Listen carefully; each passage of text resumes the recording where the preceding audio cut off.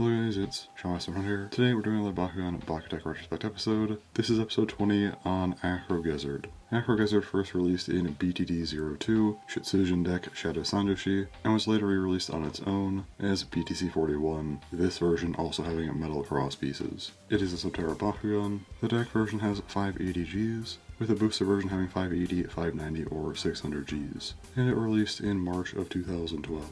Taking a look at its ball form, it is molded in yellow plastic and has a lot of green and dark brown accents, as well as a bit of silver.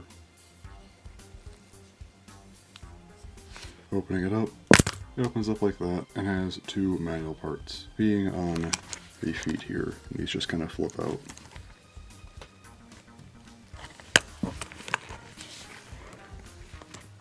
Looking at its open form, it is very large. As you can definitely see from the side profile there.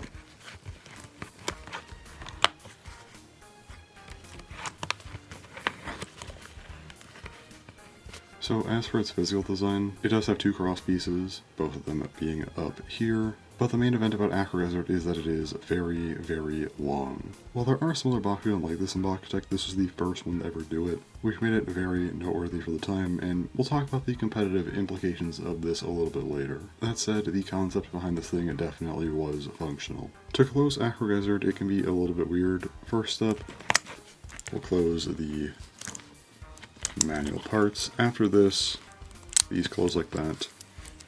This head gets pushed in, and then this piece closes in over that.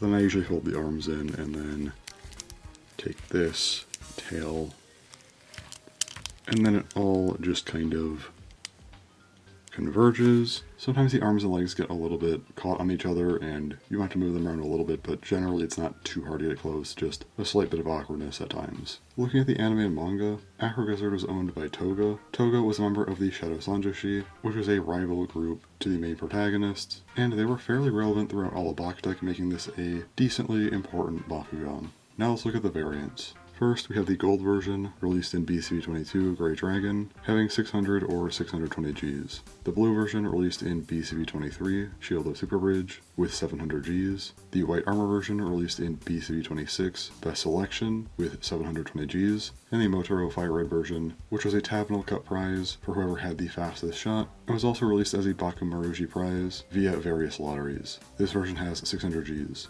Lastly, we have competitive. Acro Gezard was immediately an absolute menace to competitive. Its large size was like nothing else in BakuTech at the time, making it an easy top tier. It remained this way for quite a few months, really until Daifujo came out, and even then, Daifujo didn't replace it, it just kind of complemented it. Even into BakuTech Gachi, Acro Gezard had a very, very strong place within competitive. Something like Berry Beyond came out and was very good, and same with Jabufudo, but both of these had different roles and did not have the pure occupancy that something like Acro Gezard did. However, once Nagadaja came out, it did start to falter a little bit, and especially with things like Yodan 4 and Ospress then being released after. With those three, Acro Gezard was kind of moved out of the top tier as you just had stronger occupancy options at this point. However, Acro Gezard remained a very, very solid option, especially with something like the white armor version having 720 Gs. It just adds to Acro Gezard's continued relevance, which puts it around mid A tier by my own metrics. Anyway, that's really all for Acro Gezard. It being as large as it was made it very prevalent, and the concept itself was very prevalent in BakuTech, being replicated with some later releases. That said, while it is important, it's not really an overly flashy or crazy gimmick. It is quite simple, yet effective, and that's really all there is to it. So that's about it for the episode. Next time we'll be on Board Mimesis, so until then, thanks for watching, and bye-bye.